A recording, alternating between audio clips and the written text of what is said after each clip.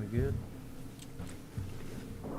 Time to call the August Elizabethton City School Board meeting to order. At this time, I'll ask everyone to please stand, and Mr. Van Hust to lead us in a moment of silence and the pledge to the flag.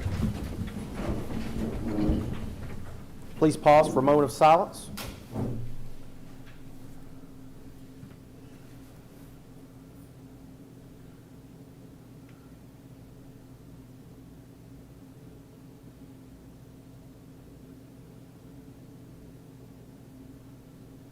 Thank you. Attention, salute, pledge.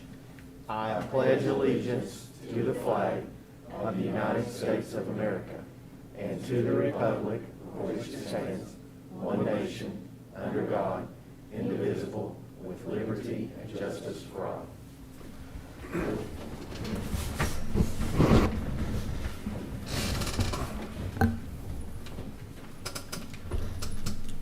It is time to approve the regular and consent agenda. Can I make a motion on that, please, on the regular agenda? Can we lump E through CC together? It's all new, first reading of new board policies.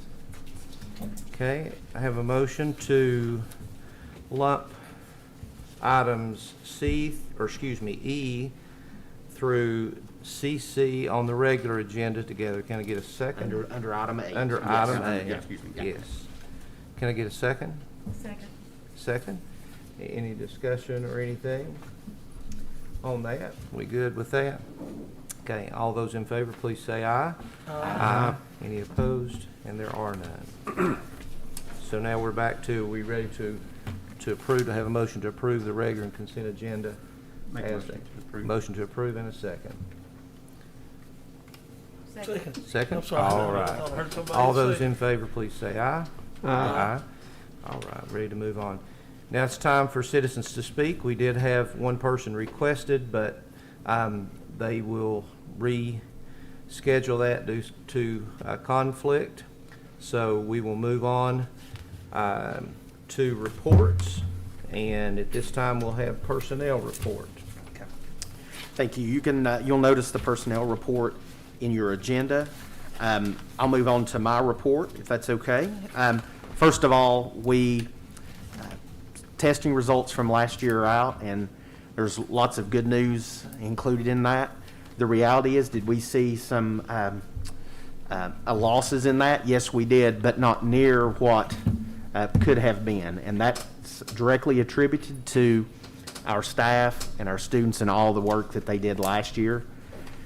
You know, for the most part, we were in school all year long. We never closed, although we were operating under a hybrid model from time to time. But the work that our people did is absolutely amazing. And we'll have some more information that we'll share with you. But I can tell you that compared to the state as well as other schools in our region, we did very well. Again, there's work to be done, and we're ready to do that. And a lot of the things that we're using our ESSER 3.0 funding for will address a lot of those issues. So again, just very proud of all of our staff, how hard they've worked, our administrators, in order to pull that off. It was, again, nothing short of a miracle. So we're very, very appreciative of them. I did mention the ESSER 3.0 grant. That was on the consent agenda for you to approve. It hasn't changed since we discussed that earlier after we received public input. That grant, our plan is to go ahead and submit that tomorrow. The deadline was the 27th, so it's a week in advance. So we have time to get that submitted and then make any other changes that the state requests. So again, we're very excited about the opportunities we have within that grant to do some amazing things, again, to help address some of this learning loss that we saw from last year moving forward. Also want to encourage everyone to come out and support all of our extracurricular activities at the junior high and high school both. I mean, you have football, cross country, golf, volleyball, all kinds of different activities. And oh yeah, by the way, there's a game tomorrow against Science Hill over at ETSU. Kickoff's at 7 o'clock. I think the band performs at 6:30. So I'd like to encourage everyone to come out and support support our football team, band, and cheerleaders in that. Also would like to thank Carter County Bank and Bank of Tennessee for sponsoring that event. It's now called the Railroad Rumble. So we're very excited about that and the publicity that brings to our school system and our community. We thank them for sponsoring that, and I can also tell you that Carter County Bank actually donated $1,000 for us for student tickets. So we had a large number of students that were able to be able to attend the game for free. So we're very appreciative of them and their support. Just in advance of and looking at the board policy, you'll notice, or the board packet, there are several board policies that we'll be talking about and asking you to consider today. I apologize for that number, but as you know, there was a lot of activity with the General Assembly last year, and so these are all things that we need to try to take care of and get in place as soon as we can. Grow your own interviews. I've mentioned this before in a board meeting, but this is an opportunity, a partnership between the state, Elizabethton City Schools, and Milligan University. We have the opportunity for 3 of our teacher assistants to receive their education degree free of charge from Milligan. We're in the process of doing final interviews there. We had 5 individuals that have asked to be considered for that, and unfortunately we only have 3 spots. So we'll wrap up those interviews tomorrow and make decisions on that, but I can tell you that all the people that applied certainly deserve that opportunity. The hope is that we'll have an opportunity to do an additional grant similar to this, maybe somewhere around in the early spring. We may have that opportunity to tack on and maybe some more positions. So we're very excited about that because we have great people in those roles that for various reasons, they've just not been able to pursue that. So it allows them to continue to work and earn that degree. So it's a win-win for everyone involved. So there'll be more to come on that in the coming days and weeks. I would also like to congratulate Kenny Hart and Ryan Presnell. They've been asked to present at the Southern Criminal Justice Association meeting in September. So I just think that, again, just highlights one of our CTE programs and the great things they're doing that, and we're obviously being recognized as having an extremely beneficial program for our students, and that's being recognized across the Southeast. So we're very excited about that and proud of them and the fact that they'll be representing us at that conference. And that's all I have. Okay. Thank you, Mr. Van Huss. We also will say, if you haven't seen the trophy, the railroad trophy, that my brother-in-law made that, just for the record. How about that? He's the welding instructor at Science Hill, and he and one of his cohorts there created the trophy that will exchange hands every year. So it's time for board member reports. Anybody have anything? I know that some of us were able to go to the Law Institute, and just like most TSBA meetings, it was very informative, and I appreciate the opportunity to do that. And the one session that was led by the Project iGuardian, I know we have something really important to discuss toward the end of the meeting tonight, but when you think about issues and what some of our students have to deal with other pressures and what goes on in the world, it was just eye-opening. It was one of the most informative things that I've ever seen, and scary too. So, but I appreciate the opportunity to do that. Anybody else? Any other board members? Okay. Mr. Simley, time for our liaison from the City Council.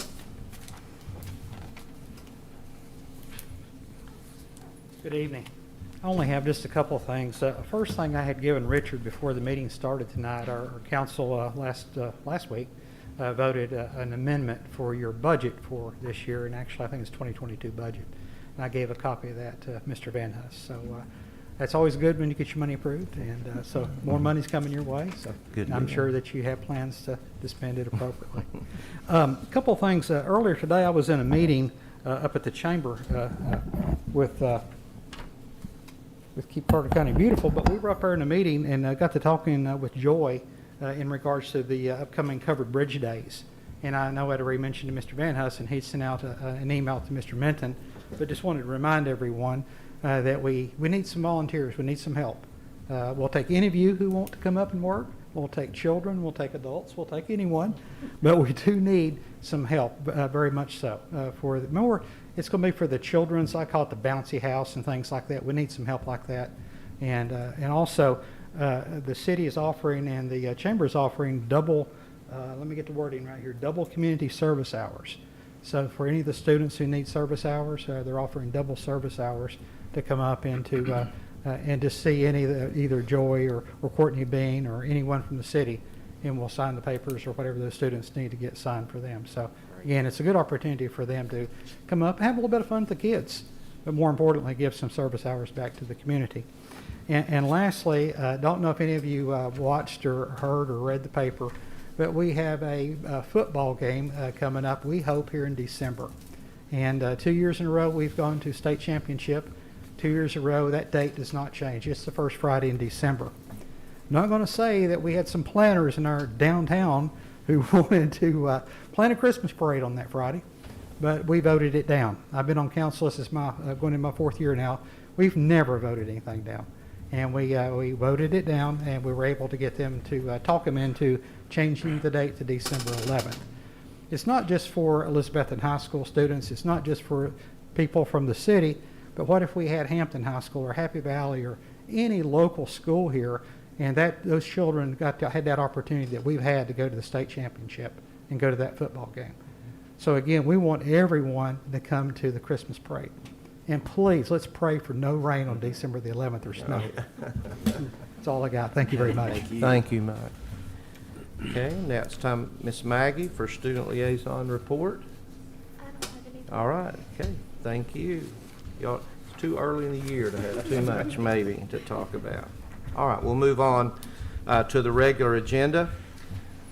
First item to approve the award of bid number ECSS 2021-2022-01 for the purchase of one 66-passenger school bus to Mid-South Bus Center in the amount of $95,907. Can I get a motion to approve?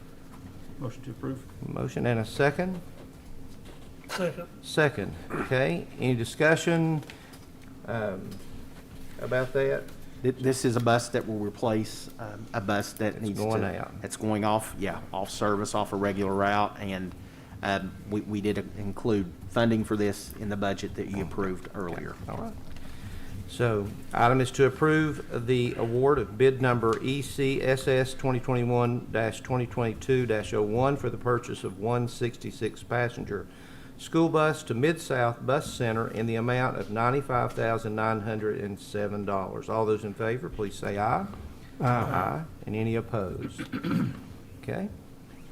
This is a fun one. Next item, to approve the purchase of 4.3 octave intermediate Acoustalon multi-frame 2 marimba and 4 3.0 octave intermediate multi-frame 2 vibraphone glossy gold bar gold resonators F33-F69 1.5 inch to 2.25 inch graduated bars, gas shocked height adjustment with cover at a total of $43,776 using buy board cooperative purchasing agreement.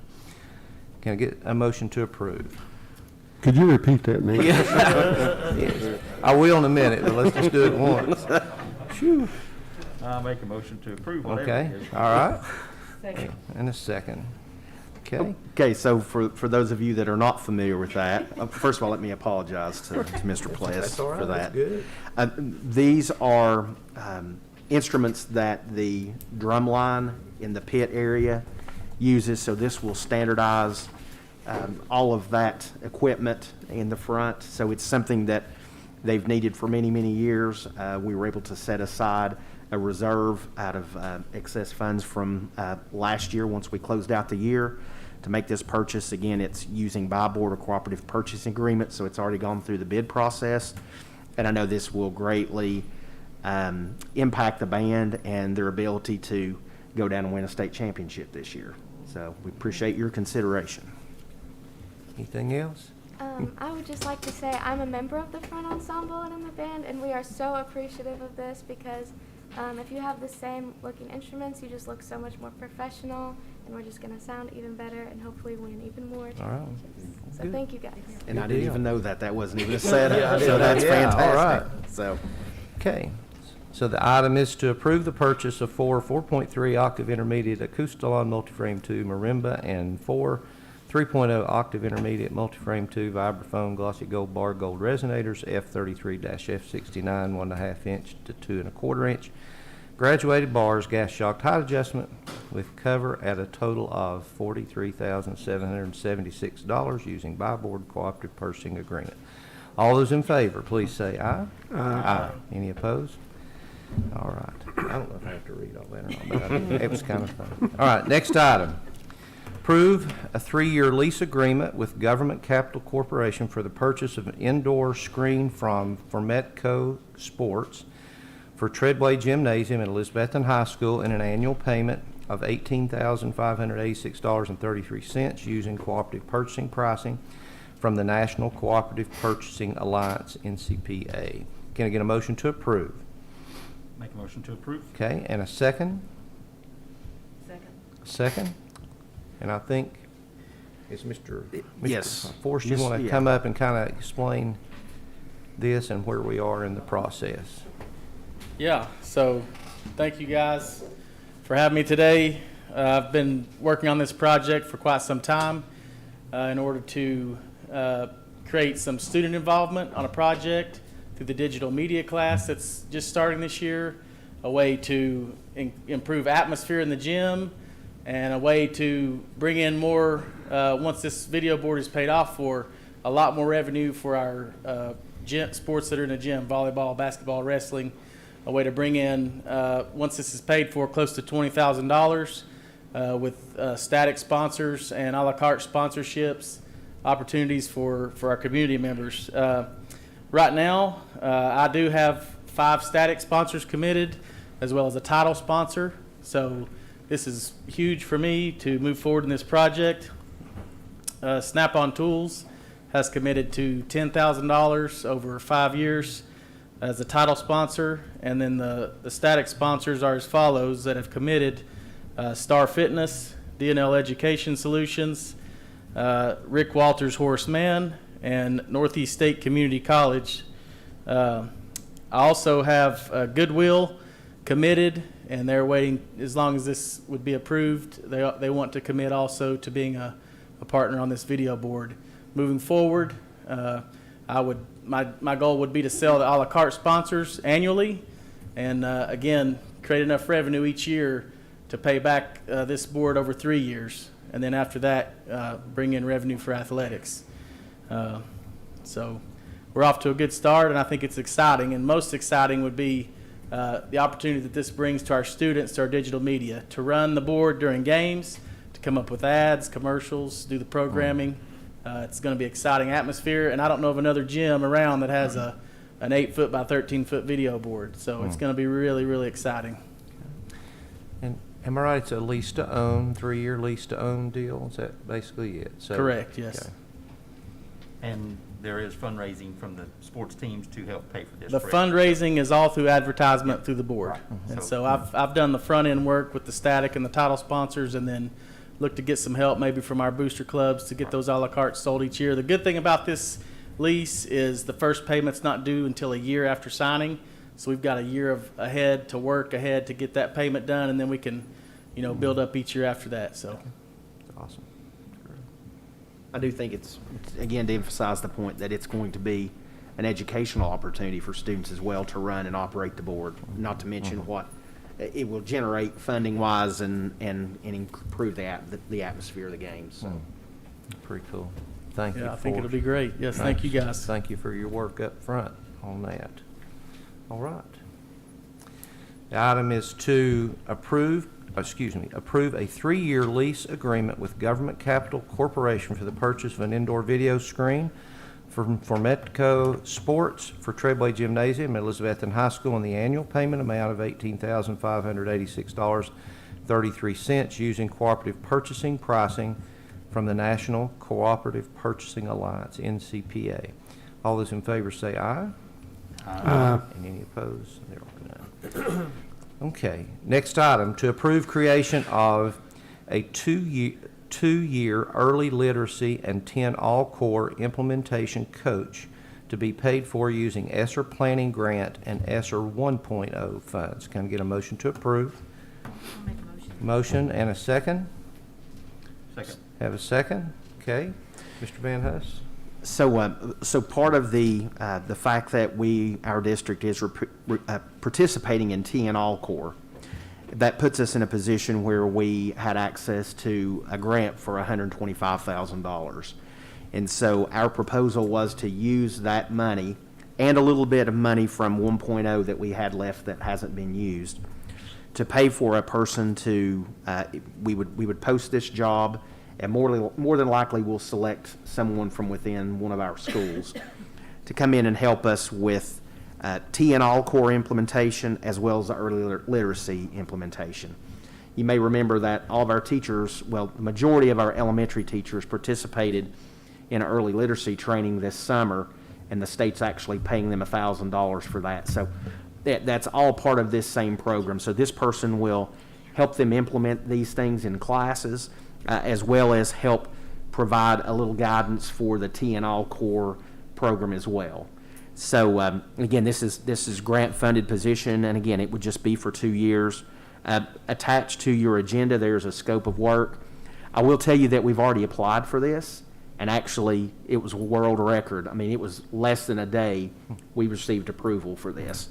So if the board agrees to this, we'll be able to get this job posted and this person hired in place fairly quickly. So, any questions on that? Okay. All right. Item is to approve creation of a two-year early literacy and 10 all-core implementation coach to be paid for using ESSER Planning Grant and ESSER 1.0 funds. All those in favor say aye. Aye. Any opposed? There are none. Okay, all of these policies we will lump together. We'll get an individual explanation, but instead of reading everything, I will just say all of them are to approve on first reading of the board policy, and I'm just going to read the number and the title very quickly. So approve first reading of Board Policy 1.407, School District Records, 1.8011, Emergency Closings, 3.205, Security, 3.211, New Project Planning, 3.220, Access to Private Facilities, 4.101, Instructional Standards, 4.204, Summer Instructional Programs, 4.205, Enrollment in Advanced Courses, 4.213, Family Life Education, 4.301, Interscholastic Athletics, 4.605, Graduation Requirements, 4.700, Testing Programs, 5.106, Application Employment, 5.802, Qualifications and Duties of the Director of Schools, 5.117, Teacher Tenure, 5.200, Separation Practices for Tenured Teachers, 5.201, Separation Practices for Non-Tenured Teachers, 6.202, Homeschool, 6.300, Code of Conduct, 6.306, Interference, Disruption of School Activities, 6.4081, Safe Relocation of Students, 6.319, Alternative Education, 6.402, Physical Examinations and Immunizations, 4.206, Homebound Instruction, and 6.200, Attendance. Can I get a motion to approve? Make a motion to approve. And a second? Second. Second, okay. And I know that, I appreciate you sending out, Mr. Van Huss, so we had a long preview and kind of a synopsis, so we've had a chance to look at this, but if you want to just cover what you feel like you need to cover there. Yes, so I have, again, just a brief synopsis over each one of those. I can go into each one of those if you would like me to, or if you have specific questions about any of them as we go through, you're more than welcome to ask those, and we can discuss those. Does that sound okay? Mhm. So 1.407, School District Records, it removes a reference to the county because of the fact that we're under city charter, so that's something that Ms. Owen noticed that she requested that we move to line up with what our organizational charter allows. So that's essentially 1.407. 1.8011, emergency closings. Public Chapter 384 prevents us from designating certain employees as essential workers. You know, there was a lot of discussion about that last year at the beginning of the pandemic, and so that basically just keeps us from designating some of those individuals as essential workers. 3.205, security. Safety plans must now include cybersecurity and must include how we will protect our networks and technologies. So it's all about cybersecurity. 3.211, new project planning. In the past, if we had a new building project or facilities project, we had to get approval from the Commissioner of Education. That's no longer the case. So that's what that board policy does. 3.220, access to private facilities, addresses privacy requests from individuals when using multi-occupancy restrooms and dressing rooms or sleeping quarters while on a school-sponsored trip. So this is tied to Public Chapter 452. So if we have someone that's uncomfortable in one of those group restroom or dressing room or sleeping facilities, this policy requires us to provide them with a private facility or potentially private sleeping quarters if they're on a school-sponsored event. Right? So that's a brand new policy we've not had before. 4.101, instructional standards. This is also a new policy. It ensures that we only teach the Tennessee state standards and that no subjects or topics prohibited by the state or federal law will be taught. So again, this is in response to new state statutes as well. Any questions on that one? 4.204, summer instructional programs. This outlines summer school program details. As you know, we've implemented 3 new programs. 2 of those are 2-year programs, and then it kind of phases out to 1 program at the elementary/junior high level. So that's basically, that policy addresses those changes and how we will move forward in the future with that. 4.205, enrollment in college level courses and advanced courses. It basically makes us set a criteria for enrollment in these courses. Dr. Newman met with administrators, and we really focused on criteria that we could put in there to provide access to as many access to these programs to as many students as we possibly could. So we limited a lot of the restrictions for this very reason. We don't want to exclude people that may typically be excluded from those. So that's 4.205. 4.213, family life education. This is a new policy. In the past, this was only required for districts that had high teen pregnancy rates, but a change again in state law requires every district to have one of these. So it also includes a procedure for parents to opt students out if they do not want them to participate in that curriculum. Questions on that one? 4.301, interscholastic athletics, excuse me. Public Chapter 40 requires that boards have to adopt a policy that only permits members of one biological sex to compete on sex-segregated teams, and it's based on their original birth certificate. So again, this is in reference to a public chapter passed, Public Chapter 40 that was passed by the legislature this past year. I have a question there. Sure. Are we, by the legislature passing that legislation, are we protected in terms of a lawsuit if someone feels like that their rights have been violated there? Obviously anyone can sue at any point in time, and we would just have to react to that. The only thing that I would tell you is that instituting this policy is required by state law. And so at that point, if someone challenged that, they would not just be challenging us, they would be challenging the state law itself. Well, I feel much better about that. Yeah, So, I understand. Thank you. yes, sir. Any other questions on that? We did talk that, so Christine Harden Yeah. would not, under this law, would not have been able to. And I don't know that participate. that's something that they've even thought about. Okay. But, Your daughter didn't. but it's, I think what it is, I think it addresses sex-specific sports. Okay. Like, so if you had I see. women's basketball, Gotcha. and a men's team. I don't know that football is designated so it's as a singular thing? Yeah. Okay. Yeah, so All I right. think that's the way I gotcha. around that. That makes sense. Well, that'd be a shame for that. That Sure. kind of creates a Sure. lot of interest, but, okay. Thank you. Any other questions? Okay.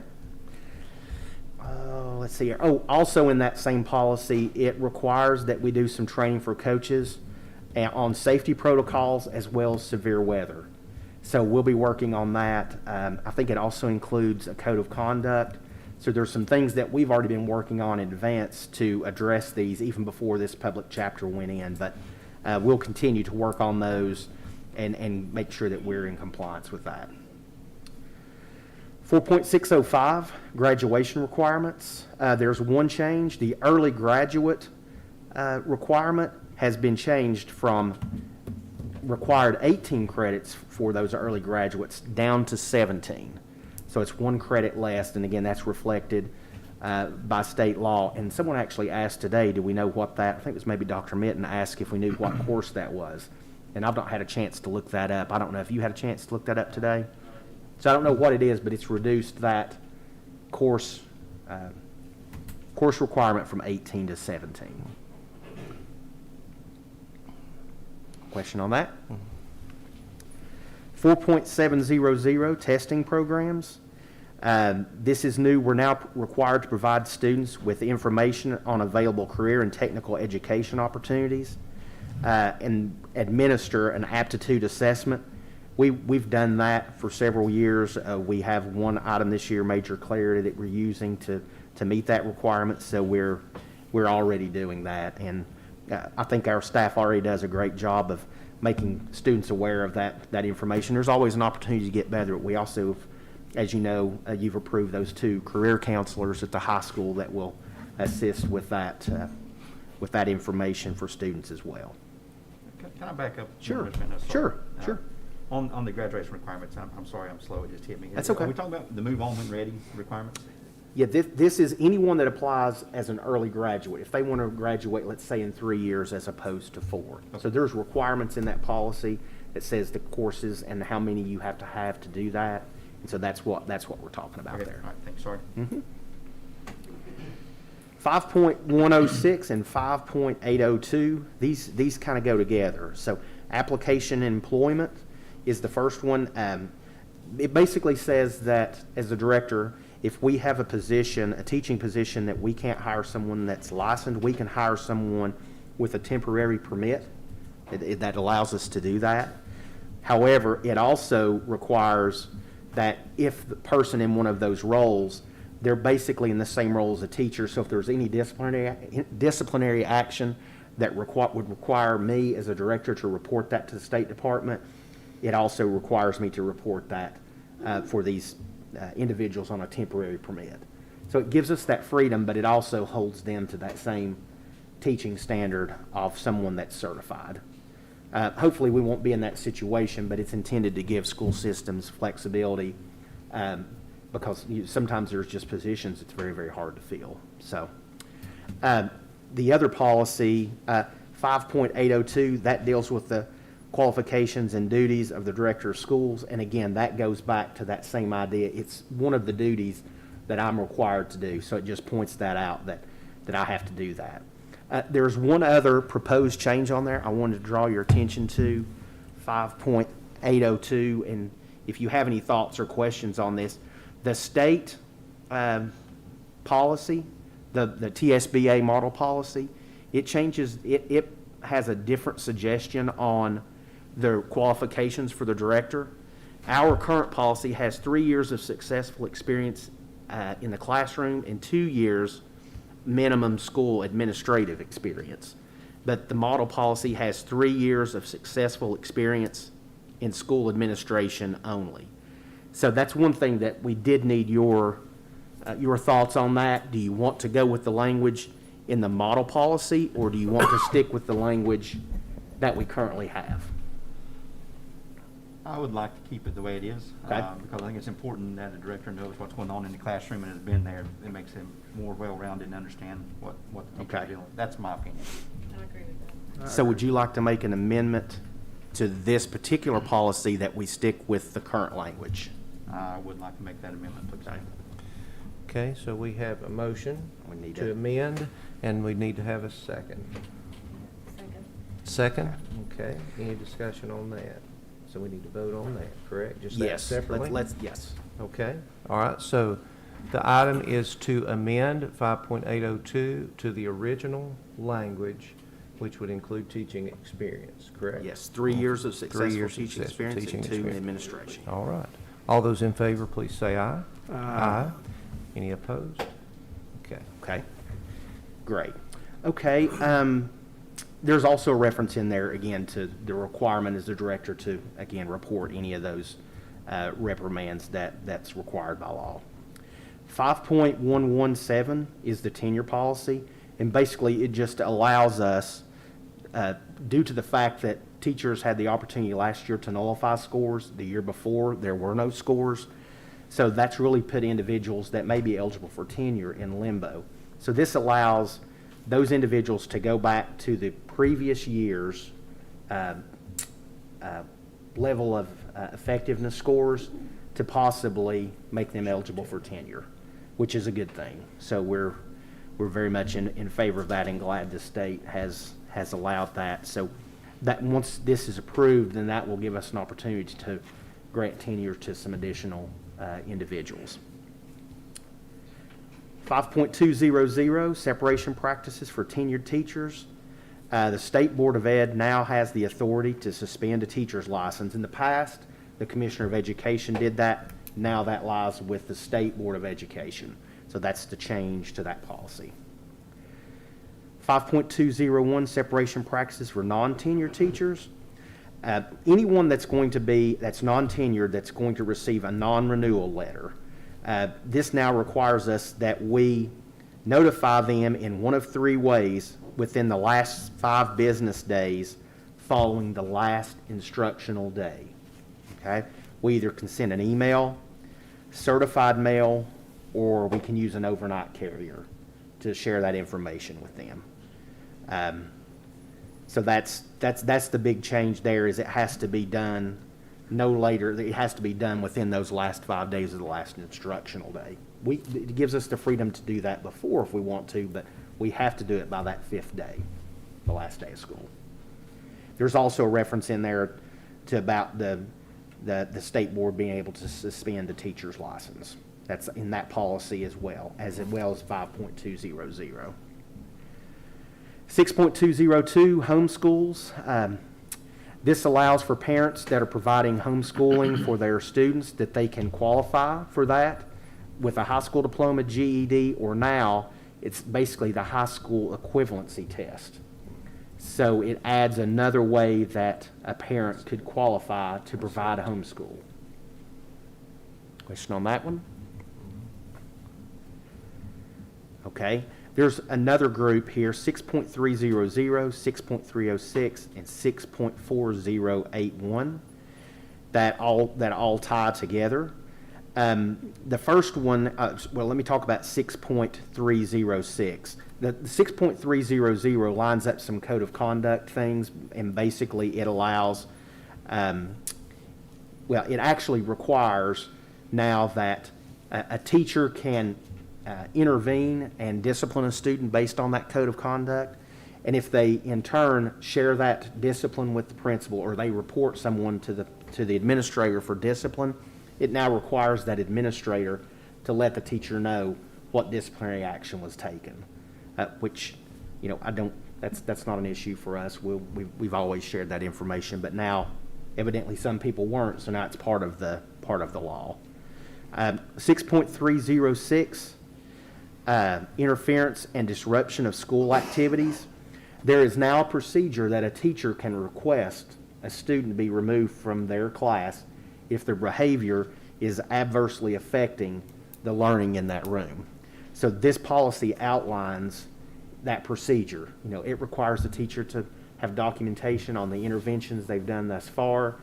They present that to the principal. The principal then does an investigation and makes a determination.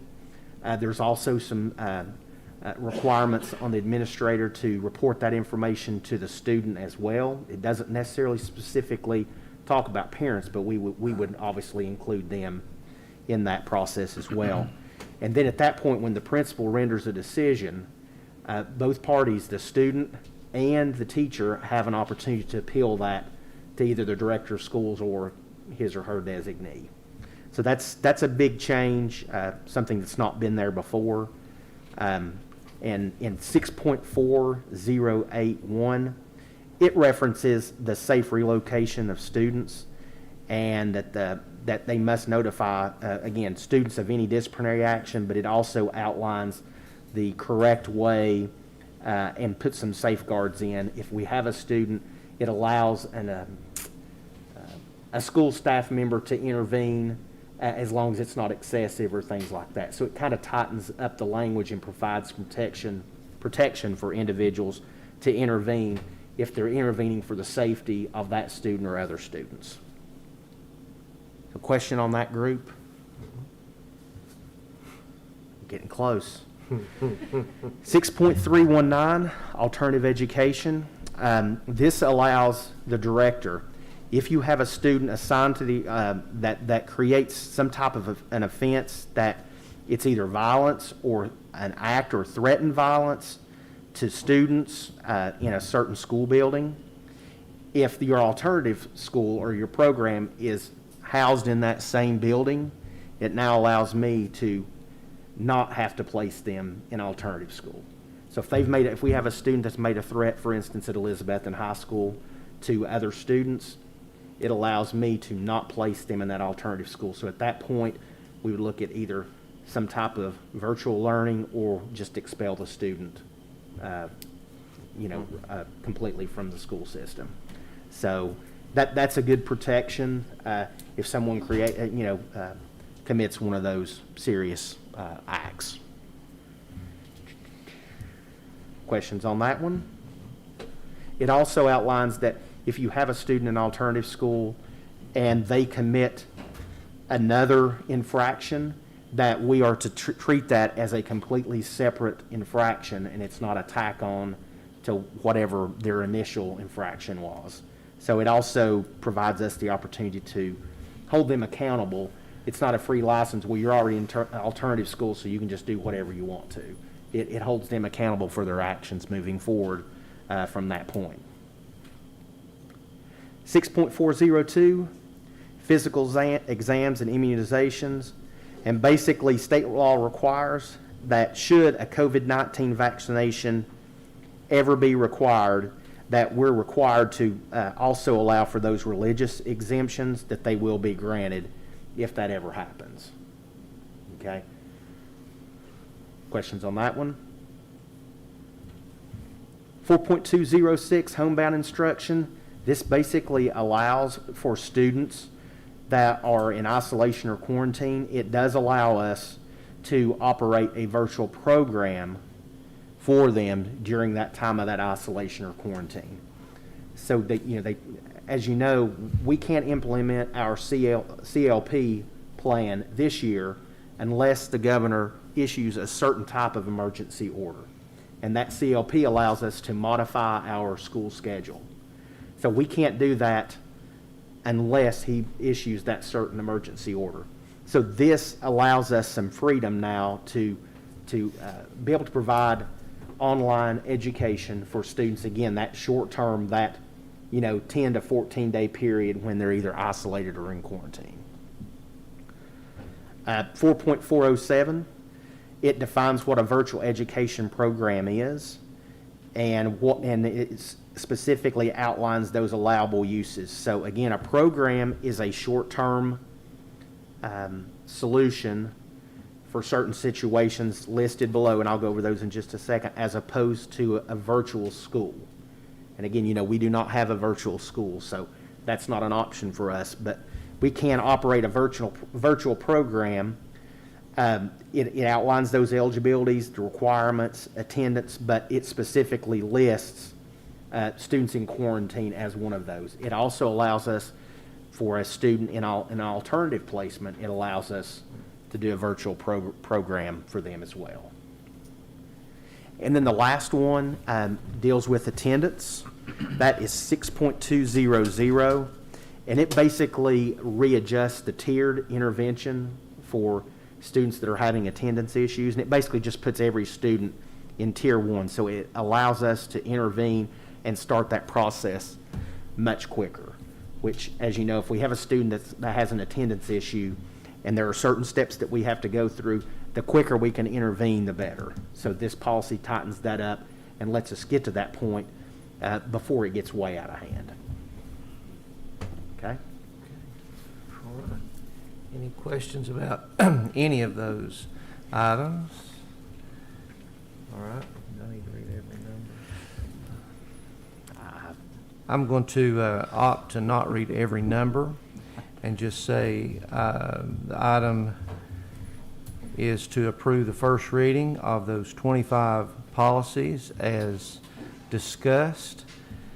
Can I get a motion?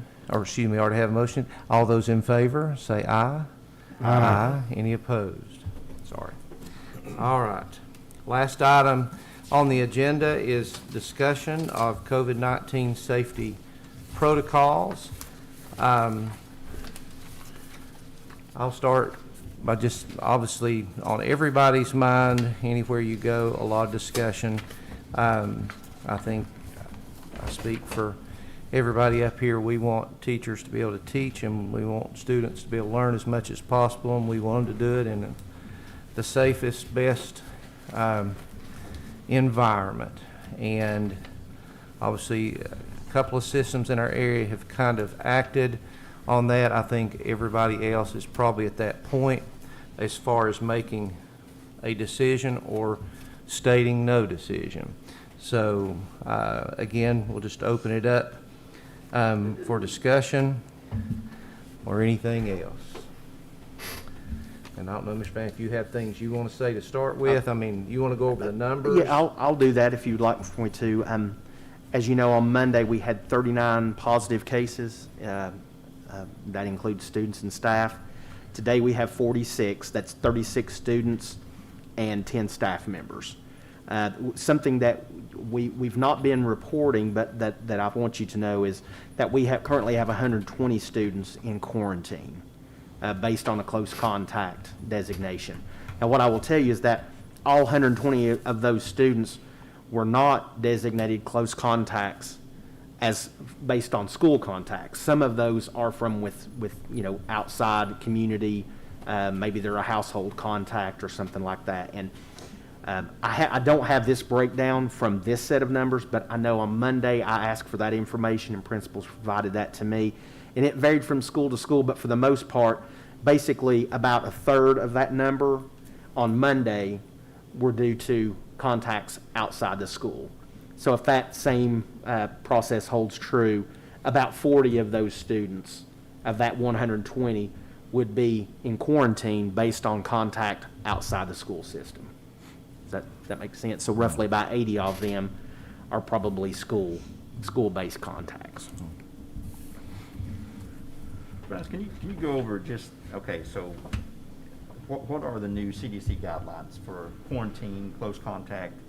How long you have to stay quarantined? Sure. Stuff like that. Sure. What are we looking at right now? So the designation of someone that's a close contact has not changed. It's anyone that's been within 6 feet of a positive case for 15 minutes or more, and that time can be, it doesn't have to be, concurrent, it can be cumulative in a 24-hour period.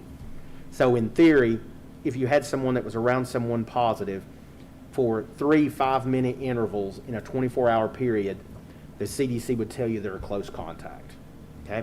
The only thing that excludes someone at that point from being quarantined is one of two things. Either that person's been vaccinated, the close contact's been vaccinated, or they've added one other possibility, and it only applies to students in K-12 schools. And that is if the person that tested positive was wearing a mask, and the close contact was also wearing a mask the entire time they were around each other, and they were wearing the mask properly. So nothing down below the nose, those type things. So that's the guidance that we have. So that part, the vaccination, we obviously didn't have, they didn't even allow us to do that until about halfway, well, about a third of the way through at the end of school last year, and they did not allow us to do that last year. Had we had that rule about masking in place last year when we had a mask mandate, we'd have probably sent 85% less students home. Now, there's a couple other things. Number one, the variant from last year compared to the one we're currently in, this one seems to be more highly contagious, and it seems to be affecting students much more than the one in the fall. So that's the two biggest differences in our situation this year as opposed to last year. Last year, we operated under a mask mandate all year long, and the fact that the variant this year seems to be more contagious. So that's what's different to me. So if you come in close contact with someone who tested positive, is it still the 14-day quarantine, or is there shorter numbers with the test? There is, and that was in place last year as well, and you asked me that. I apologize for not covering that. So if you have a close contact, as long as they stay asymptomatic, no symptoms, after day 5, if they're symptom-free, they can test. If they get a negative test and they continue to be symptom-free, they can return on day 8. So there is an opportunity for them to come back. If not, they have to stay out the full 14 days. Any other question on that? And there's really no discussion, it just mask. There's no designation in these things about a mask that covers, that's up in appropriate place. There's no distinction between the type of mask or anything There's else. no distinction on the type of mask. It only talks about where the individual's wearing them properly for the entire length of the contact. I have a question. Yes. How in the world do we know if they were wearing the mask properly? Well, I think that is up for interpretation, but I think the bottom line is, again, like the example I used before, sometimes you'll see people that will wear them down here on their chin, or they'll have their nose, exposed, just covering their mask, or vice versa. The bottom line is that person would not be considered wearing the mask properly the entire time. And it is difficult, but our people will continue to do the best we can to assist the health department in making those decisions. So that's in place now. So if we have a situation where, again, someone tests positive, and if that individual's wearing a mask and the close contacts, we're already doing that now. But the reality is mask usage is not anywhere near the level at this point with students that would really impact a large percentage, of us being able to keep a large percentage of students in the building. Question. We're talking about masks pretty much, all we're talking about right here, but if you've been vaccinated, does that change? If you're fully vaccinated and you remain asymptomatic, even if you're designated as a close contact, you do not have to quarantine. That's CDC guidance. If during that, you need to monitor your symptoms during that 10 to 14 day period. If you start developing symptoms, then the CDC will recommend that you quarantine at that time and then test to determine if you're positive or not. There have been some breakthrough cases. In our district, we've had a few people that have been vaccinated that have tested positive. So that's still the reality is the vaccine, it appears that it helps minimize the chance that you may get the virus, but there's also evidence there that it minimizes the effects if you do test positive. So it gives you a better chance of surviving and having a less impactful case. And again, there is no virtual option this year. So basically, they either attend our schools, or they have to take them out to homeschool, or they go to another school where there may not be. That's correct. Something. So And okay. part of the reason the way that system is set up, they required us, if we wanted to have a virtual option, we had to set up a virtual school. And if you remember, we had some discussions about that, and what we felt as a district was that the funding that it would take to do that would create a situation where we may have to reduce some of our staff in our schools. And it was much like it was last year. You may say, well, if you have this many students that go virtual, then you just pull some teachers and they teach virtual. It's just not that easy, especially at the elementary level where you have 3 different schools and you have those students spread out over those. It would require us to probably take, if we did that, we would have to take some students and move schools. So it's a lot more involved than what it seems on the surface. You have to apply for a school number. It's literally like we would have a 6th school. And so there's a lot involved in that, and I didn't feel like that was the prudent thing to do from a financial standpoint, us not knowing the situation and what all would be involved. It's very detrimental. It's very difficult for a system our size. Now, larger systems be very easy to do that because they have the resources and the volume of students and staff to be able to maneuver there where we don't. So I guess what we're talking here is what is the best way that we can keep our students and teachers safe, keep them at the lowest risk of exposure, and keep them in the school building without being out on quarantine. And of course, the governor issued an executive order where we cannot require students to wear masks without some type of opt-out. He stated that it's a parent's choice. So we can look at what's happened at other systems. Science Hill, Johnson City was the first. They have a mask mandate, but they also had online where they could go out, fill out to opt out for those students.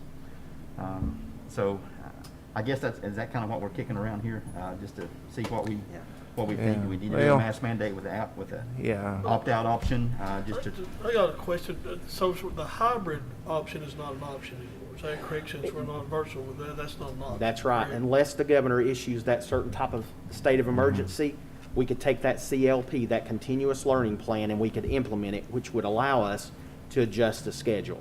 What we would have to do now, if we have to close a school or multiple schools, we have to immediately start using our stockpile days.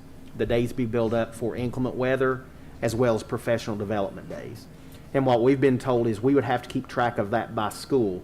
Say one particular school, infection got to the point that we felt like we needed to close the school for 5 days. That school would use 5 of their inclement weather days.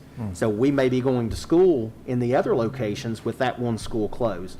So again, being a small district, there are all kinds of issues with that. There's transportation, because we're still going to have to run those buses on those days.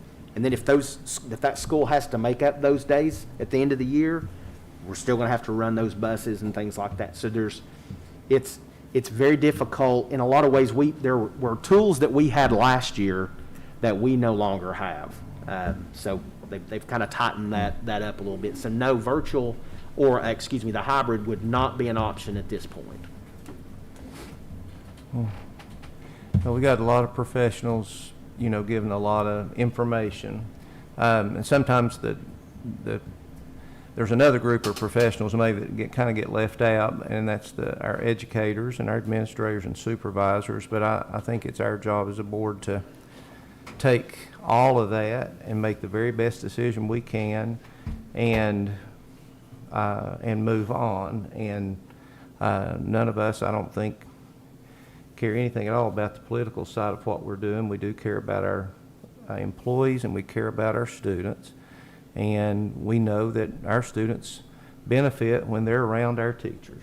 And or we wouldn't be talking about learning loss and everything else, and spending millions of dollars on things. So, I have an idea where I'm leaning, and so I can make a motion if I think that's what I'll do. I would make a motion that we would implement a mandate for a specific period of time, a short period of time, with the opt-out option. And my thoughts are we would do that for the parents as well as the teachers, asking our teachers to kind of be leaders in this as much as they feel like they can. And I don't like wearing a mask up here, but I'll do whatever I think is necessary to ensure the best quality education, safest environment that we can. And I don't know another way to do it after all the discussion and listening to everything. And I know other people up here are passionate about that too. But let me shorten that then. My motion is to do a mask mandate. I think we do it for 2 weeks from the time that we implement it. We come back at that point to see if we want to continue or where our numbers are. So again, motion to have a mask mandate with the opt-out option for parents and for teachers. That's What- my motion. The opt-out option, meaning, Meaning a parent can opt out for their child and a teacher can opt out for themselves if there's a reason they feel like they need to. But obviously, I mean, this is not part of the motion. I would like to think our teachers, as they always have been, are leaders on these things. But so when you say opt-out, that you're saying they don't, if their parents don't want them to wear the mask? they don't- that's what the governor's executive order is. They have the option to opt out. So Well, if that's not a mandate then.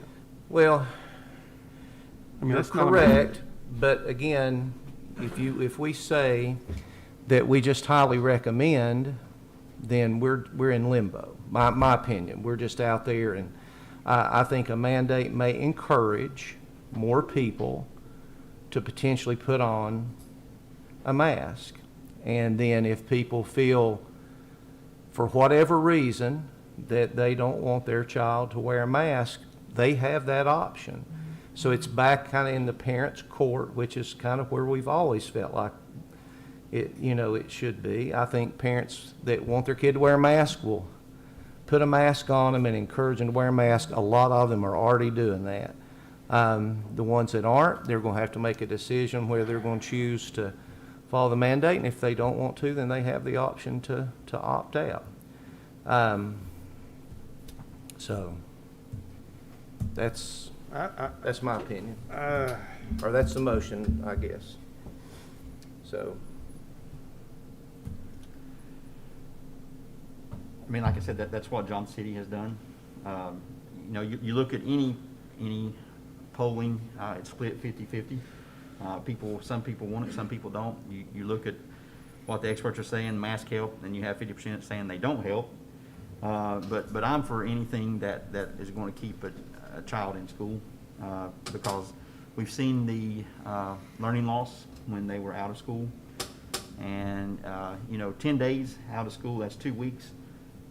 It's going to be hard to stay caught up in your classes. Especially at the high school on a semester class. That's a lot. That's almost a month.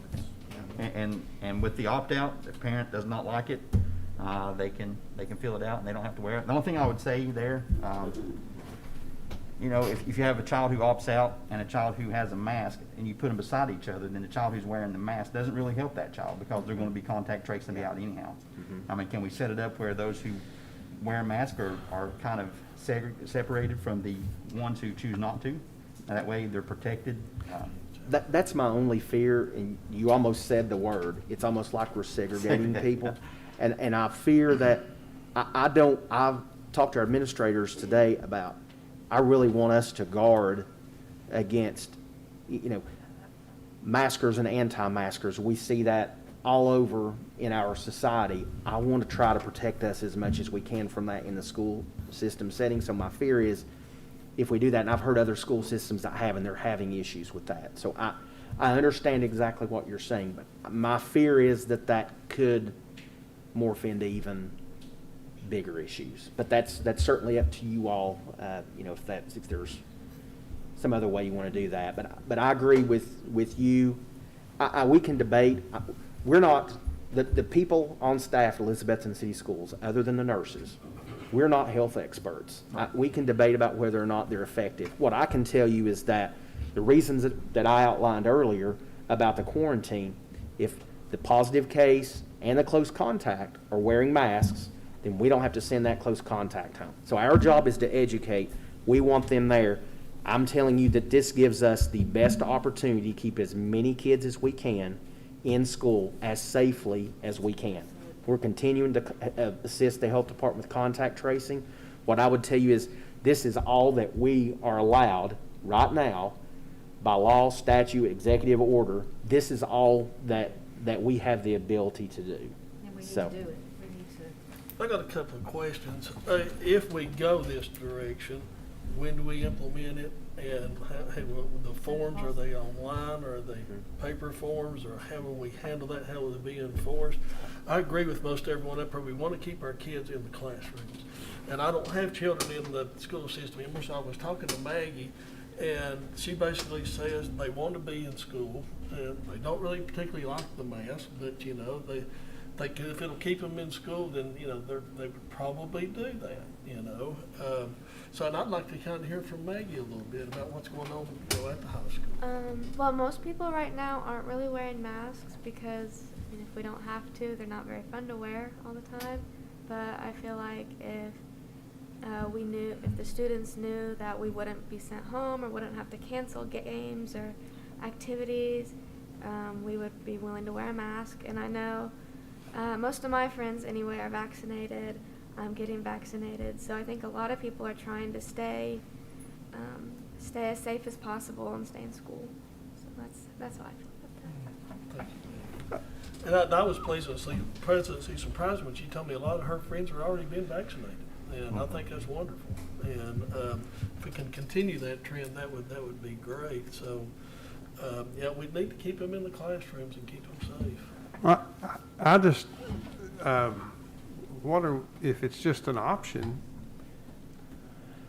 I mean, probably the ones that think it's a good idea are already doing it.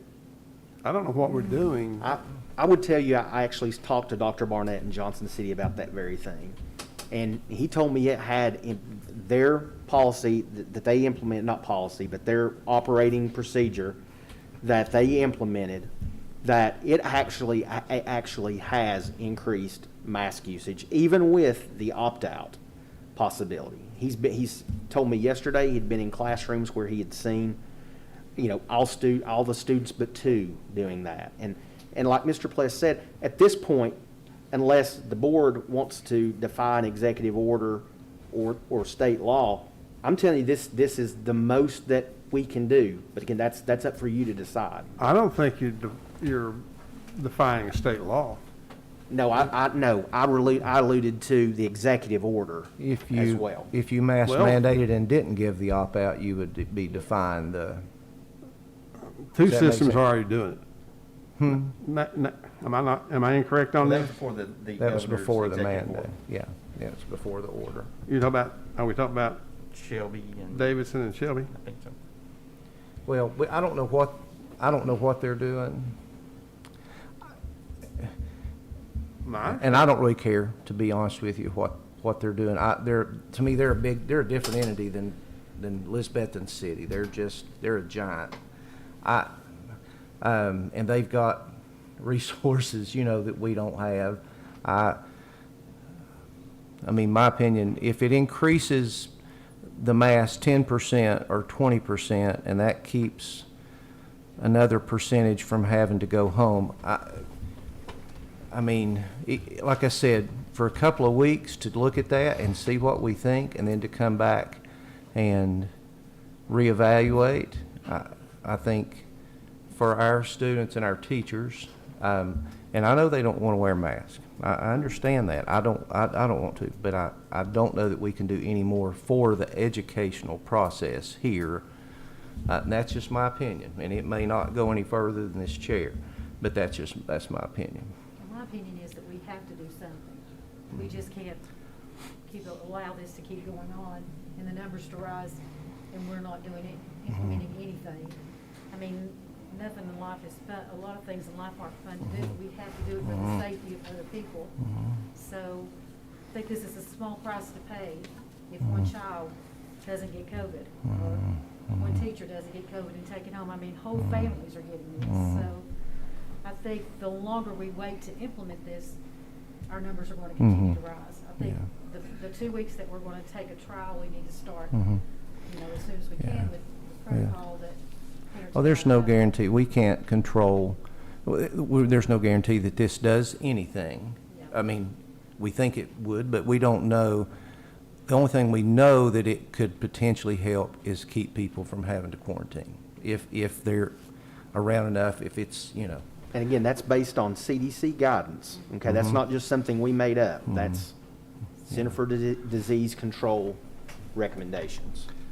And I would, to Mr. Isaac's point, I would if you continue this, I know there's a motion on the floor that's not been seconded yet, but if you do continue this, I would ask that you maybe give us a couple of days to get the, how we're going to implement this in place.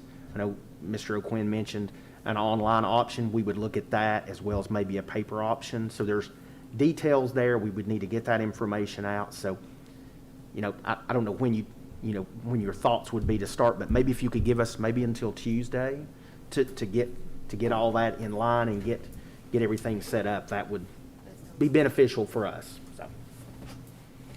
If it were to go through, that's not saying at any point during the process a parent can opt out. That's correct. Or they can they can change their mind and say, no, we want them to. That's correct. It's not like a one and Yes. done. But we've seen with the emails and texts and phone calls that we've received that the majority of the people are for masks. I don't, with the exception of one email, all the others have said, please make mask mandated. Yeah. So- But this is the best of all worlds. I'm Well, sorry. I mean, it gives you the opportunity. My question is to you, don't you think, I mean, based on what you just said, it seems to me that the people that you've talked to are going to be disappointed when it's not a mandate. Well, it is going to be a mask mandate, but It- there's going to be parents that are going to opt out, of course. But We can mandate or highly recommend or however we want to word it, but the executive order kind of takes a little bit out of what we do by telling them they can opt out. but we have to do And something. looking at Science Health, I read it correctly the other day, when they did their mask mandate and had the opt out, about a fourth of their students opted out. Either Just in a fourth? handwritten or- 10%. And there's nothing we can do Well, about it's up to it. about 25 We now. can't, there's nothing we can do if Yeah. they opt out. But the bottom line is, if it's We can't. 25%, that's 75% Yeah, if they that's got now those wearing a 75, mask. yeah. So that's much better than where we are now. Is it perfect for people that want us to wear masks? No, but it's much better than where we are now. And looking at last year with the hybrid and social distancing and mask wearing, we're already surpassed where we were last year with quarantine and absence. So we see that the social distancing and the mask obviously work. Yes. And because we kept our kids in school about as well as anybody last year. And, the word mandate, or I don't like the word mandate, but highly recommend, but it just shows leadership coming from us as the board that, hey, guys, wear your mask. Yeah, And it'll help everyone I agree. in the long run, I would think. I can tell you this, one other statistic. Yesterday at the health department briefing, there were 700 confirmed cases of students 18 and under in the Northeast region. And today that number's up to 820. So it increased 120 students in about a day and a half, because that was, again, numbers this afternoon. At no point in time last year during the pandemic did this region ever have more than 500 cases active for that age group at any one day. So we're well on our way to, if something doesn't change, to 1,500 cases probably within the week. Mike, let me ask you, again, I'm trying to follow, I'm making sure you're not necessarily against the mandate, you're against your thoughts are the mandate with the opt-out doesn't make sense. Not at all. Okay, but That- are you that's saying? exactly what I'm thinking. Okay, I so think you're there's no sense saying to whatsoever. mandate, well, and again, I understand that, but are you saying you would prefer to mandate and defy the executive order? Absolutely, Okay, that's what I just want to make sure. yes. Well, let me do this, because we kind of got the discussion part out of the way, and I don't want to jump to a vote. But I do think there's a motion on the floor, and we at least, now that we've discussed it, we at least need to see if there's a second. Then if we need to amend that, then we go from there. And the motion was, again, to do a mask mandate with the opt-out option for parents and teachers, and do it for a 2-week period. So that's the motion. And if there's not a second, it would die here. Correct. Okay, so there, I do not hear a second. So is there another motion on the table? First of all, 2 weeks, are we gonna have a special call board meeting to come We together? would or have is that to. what you're looking at? Yeah. Just want some more answers. Yeah, And this discussion, yeah. So, Ms. Van Ness, I'll tell you, if we do a mandate, which I'm okay with, but if my child has a mask on and they're made to sit beside somebody who doesn't, and they get quarantined, I'm gonna be pretty upset. And I don't care about, if we segregate them, if it keeps my kid in school, you know, that child's parent chose not to mask, I chose to mask. Not saying that I will or won't, but I don't want my child being kicked out of school for 10 or 14 days because they're wearing a mask and someone sitting next to them didn't. That, I have a problem with that, I'll be honest with you. I know we don't want to segregate, but I want to protect my kid if I make them wear the mask. I don't want them sitting with someone who's not. I mean, and here's one potential problem I see with that. I mean, again, our rooms are small. Let's say it's 50-50. I don't know. There's still no guarantee. Someone's going to have to sit on the edge near someone that's not masked. So, whatever you say, there's no way we can guarantee that what you just said won't happen. I don't know any way to guarantee that to you or to anyone else that's not a potential issue. Again, our hands are tied, as we talked before. Yep. We're very limited on what we can do. any other discussion or any other motions? Well, I have a question. What can happen if we did defy? If we said We don't know.